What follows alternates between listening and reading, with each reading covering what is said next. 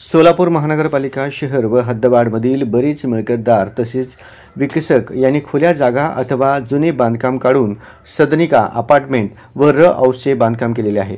तसेच वापर परवाना घेऊन विक्री करून वापरास सुरुवात केलेली आहे। तथापि महानगरपालिकेकडील मिळकत कर विभागाकडे अद्यापपर्यंत नोंदणी केलेली नाही। अशा सर्व मिळकतदार व विकसनकार यांना कळविण्यात येते की मार्च 2024 अखेरपर्यंत आपल्या सदनिकांची नोंद करून घ्यावी।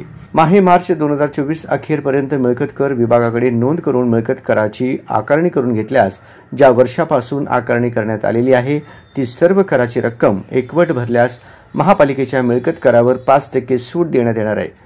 तसेच जे मिळकतदार मिळकत कर विभागाकडे नोंद करून आकारणी करून घेणार नाहीत त्यांना पुढील आर्थिक वर्षापासून अधिनियमातील तरतुदीनुसार दरमहा 2% दंडाची आकारणी करण्यात येणार आहे।